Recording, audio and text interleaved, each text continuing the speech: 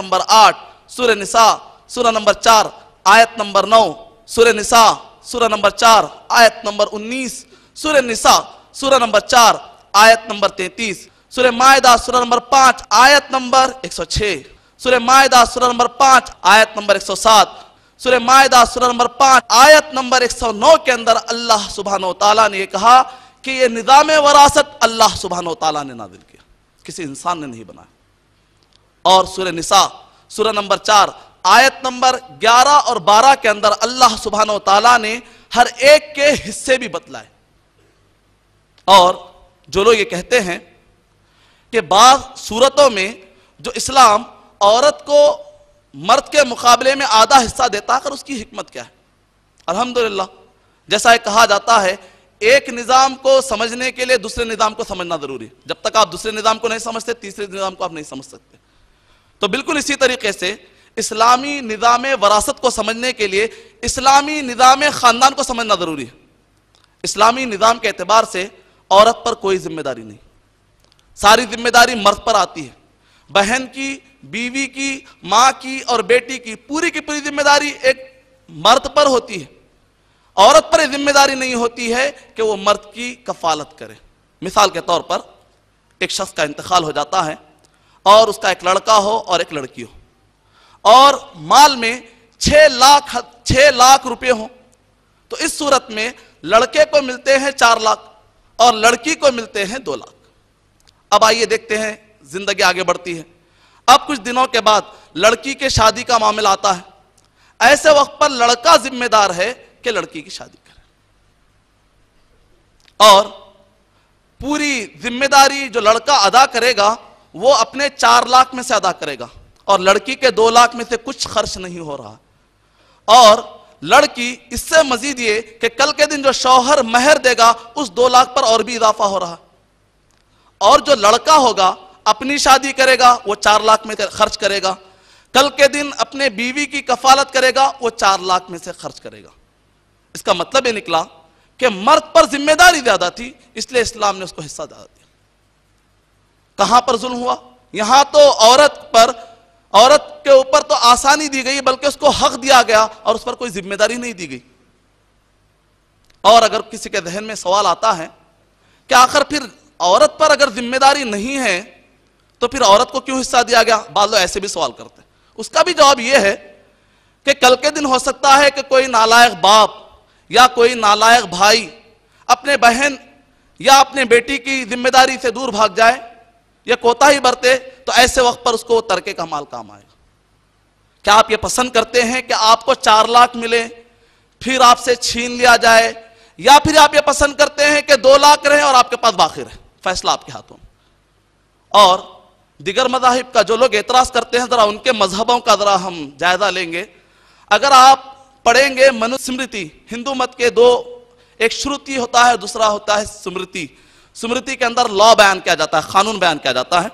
اگر آپ منو سمرتی پڑھیں گے تو اس کے اندر اس کا درس نمبر 9 اور اس کی سطر نمبر 104 اور 105 کے اندر مردوں کا تو حصہ بتلایا گیا لیکن عورتوں کے حصے کے بارے میں کوئی گفتگو نہیں۔ اور اگر آپ یہودیت کا مطالعہ کریں گے تو یہودیت کے مطالعے کے اندر اولڈ ٹیسٹمنٹ اگر آپ پڑھیں گے تو اس کے اندر عادات نمبرز کے اندر یہ بتلایا گیا ہے، عورت کے حصے کا تذکرہ نہیں کیا گیا۔ اور اگر عرب کے زمانے میں آپ چلے جائیے، حسن زیات نے کتاب لکھی تاریخ الادب العربی، تو اس کے اندر اس نے لکھا ہے کہ عورت التی لا ترکب ولا تنکح فکیف ترث، کہ وہ عورت جو نہ جنگ کرتی ہے، وہ عورت جو نہ کہ دشمن سے لڑتی ہے، اس کو حصہ کیوں دے؟ بلکہ جاہلیت یہاں تک بڑھ گئی تھی عورتوں کو میراث میں بانٹا جاتا تھا، نعوذ باللہ من ذلک۔ اور رومن لا کے مطابق اگر آپ انسائکلوپیڈیا بریٹانیکا پڑھیں گے، رومن لا کے مطابق عورت کو حصہ نہیں دیا جاتا بلکہ عورت ہی کو میراث بنا لیا جاتا اور اس کو بیچا جاتا۔ ایسے نظام والے اسلام پر اعتراض کرتے ہیں، ان کو چاہیے کہ اپنے اعتراضات کا جائزہ لے۔ جن کے قلعے شیشے کے ہوتے ہوں انہیں چاہیے کہ وہ پتھر والے قلعوں پر حملہ نہ کریں۔ اب آئیے دوسرا اعتراض، وہ یہ کہ الہ سے متعلق کچھ غلط فہمیاں اور کچھ اشکالات انشاءاللہ اس کے جوابات دوں گا۔ سب سے پہلے یہ الہ سے متعلق ہم ساری انسانیت کی دو تقسیمیں کر سکتے ہیں۔ ایک وہ لوگ جو کہ الہ کو مانتے نہیں، جن کو ایتھیسٹ، دہری یا کمیونسٹ کہا جاتا ہے، اور دوسرے وہ لوگ جو الہ کو مانتے ہیں۔ سوال یہ اٹھتا ہے کہ الہ کو ماننے والے آپس میں کیوں تقسیم ہیں، آپس میں کیوں بٹے ہوئے؟ اس کا جواب یہ ہے کہ جو لوگ الہ کو مانتے ہیں، مانتے تو الہ کو مانتے ہیں، لیکن ان میں سے کوئی ہے جو ایک کے بجائے کئی الہ کا، کئی خداؤں کا تصور رکھتا ہے۔ ان میں سے کوئی ہے جو ایک الہ کو، ایک خدا کو مانتا ہے، لیکن اس ایک خدا کا سچا تعارف اور صحیح تعارف اس کے پاس نہیں۔ یہی وجہ ہے کہ نصرانیت، یہودیت، ہندوازم اور اسلام، یہ مذاہب، عظیم مذاہب آپ کے سامنے نظر آتے ہیں۔ ہم مسلمان یہ عقیدہ رکھتے ہیں کہ اس کائنات کا کوئی نہ کوئی خالق ضرور ہے، یہ کائنات خود سے وجود میں نہیں۔ ہم مسلمان یہ عقیدہ رکھتے ہیں کہ اس کائنات کا جو بھی خالق ہوگا وہ ایک ہوگا۔ ہم مسلمان یہ عقیدہ رکھتے ہیں کہ اس کائنات کا خالق ایک سے بڑھ کر نہیں ہو سکتا۔ ہم مسلمان یہ عقیدہ رکھتے ہیں کہ وہ اکیلا خالق اللہ سبحانہ و تعالی ہے۔ اور اس عقیدے کے لیے نہ صرف یہ کہ ہمارے پاس قرآن مجید سے دلیل ہے، بلکہ اگر سامنے والا مطالبہ کرے کہ ہم کو دیگر مذہب کی کتابوں سے بھی تم ثابت کر کے بتاؤ کہ تم نے جو عقیدہ پیش کیا ہے وہی عقیدہ سب کا ہونا چاہیے، تو الحمدللہ ہم مسلمان دلائل رکھتے ہیں۔ مسلمان کبھی بے دلیل بات نہیں کرتا، مسلمان جب بھی کہتا ہے ٹھوس بات کہتا ہے۔ ہم مسلمان جو دعویٰ کرتے ہیں ہمارے پاس دلیلیں رکھتے ہیں۔ سب سے پہلے قرآن مجید کا مطالعہ کیجئے، اللہ سبحانہ وتعالیٰ سورہ اخلاص، سورہ نمبر 112 آیت نمبر 1 میں اللہ سبحانہ وتعالیٰ نے ارشاد فرمایا، قل هو اللہ احد۔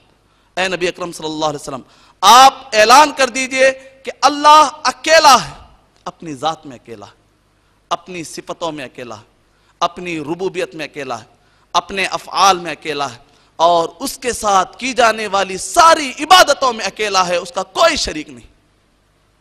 اور اگر آپ ہندوازم کی کتابیں پڑھیں گے تو اس کے اندر بھی یہ تصور دیا گیا ہے کہ وہ جو الہ ہوگا وہ ایک ہی الہ ہوگا۔ اگر آپ پڑھیں گے رگ ویدا، اس کا کتاب نمبر 1 درس نمبر 164 اور اس کا سطر نمبر 46 کے اندر ایکم ستیم وپرا بہدا ودانتی، جس کا اگر عربی میں ترجمہ کیا جائے تو اس کا مطلب ہوتا ہے علماء الہندوس یسمون الالہ الواحد باسماء مختلفہ، جس کا اگر اردو میں ترجمہ کیا جائے تو مطلب ہوگا کہ ہندو کے جو اکابر لوگ ہوتے ہیں ایک ہی الہ کو بہت سارے ناموں سے پکارتے ہیں۔